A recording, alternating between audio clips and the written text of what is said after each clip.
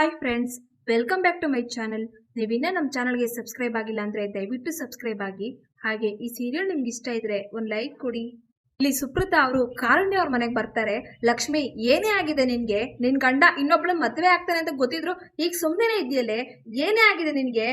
ಒಳ್ಳೆ ಮನ್ಸು ಇರಬಾರ್ದು ಕಣೆ ಅಂತ ಹೇಳಿದಾಗ ಕಾರುಣ್ಯ ಅವರು, ಏನ್ ಹೇಳ್ತಾ ಇದೆ ಸುಪ್ರೀತಾ ಅಂತ ಹೇಳಿದಾಗ ಸುಪ್ರೀತಾ ಅವರು, ಇದಾಳಲ್ಲ ಆ ಸೋಕಾಳ್ ಕಾವೇರಿ, ಅವಳೆ ವೈಷ್ಣವ್ಗೆ ಇನ್ನೊಂದು ಮದ್ವೆ ಮಾಡಕ್ ಹೊರಟಿದ್ದಾಳೆ ಅಂತ ಹೇಳಿದಾಗ ಲಕ್ಷ್ಮಿ, ನನ್ಗೆ ವೈಷ್ಣವ್ ಅವರು ಇನ್ನೊಂದು ಮದ್ವೆ ಆಗಿ ಹೊರಟಿದ್ದಾರೆ ಅನ್ನೋದನ್ನೇ ನಂಬೋದಕ್ಕೆ ಆಗ್ತಾ ಇಲ್ಲ ಅಂತ ಹೇಳಿದಾಗ ಸುಪ್ರೀತಾ ಅವರು, ಹೀಗೆ ಸುಮ್ನೆ ಕೂತಿರು, ಅವ್ನ್ ಮದ್ವೆ ಆದ್ಮೇಲೆ ಅವ್ನ್ಗೆ ಮಂಗಳಾರತಿನೂ ಮಾಡಿ ಮನೆಗೆ ಒಳಗೆ ನೀನೇ ಕರ್ಕೊಳ್ಳಿವಂತೆ. ಈಗ ಕಾರುಣ್ಯ ಅವರು, ಸುಮ್ನೆ ಇರ್ದೆ ಇನ್ನೇನ್ ಮಾಡ್ತಾಳೆ ಸುಪ್ರೀತಾ? ಹೊಡೆದಿರೋ ಕನ್ನಡಿನ ಜೋಡ್ಸಕ್ ಹೋಗ್ತಾ ಇದ್ಯಾ? ಅವನೆಂತ ಹುಡ್ಗ?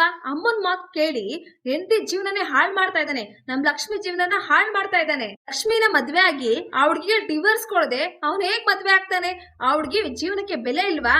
ಅವ್ರು ಇರೋದ್ಕಿನ್ನ ಇಲ್ದಲೇ ಇರೋದೇ ಎಷ್ಟೋ ವಾಸಿ ಅಂತ ಹೇಳಿದಾಗ ಸುಪ್ರೀತಾ, ವಾವ್ ಎಂತ ಐಡಿಯಾ ಕೊಟ್ಟೆ ಕಾರುಣ್ಯ, ಇರು ಬರ್ತೀನಿ ಅಂತ ಸುಪ್ರೀತಾ ಅವರು ಮನೆಗೆ ಬರ್ತಾರೆ. ಬಂದು ವೈಷ್ಣವ್ ಕೆನ್ನೆಗೆ ಸರಿಯಾಗಿ ಹೊಂದ್ಕೊಡ್ತಾರೆ.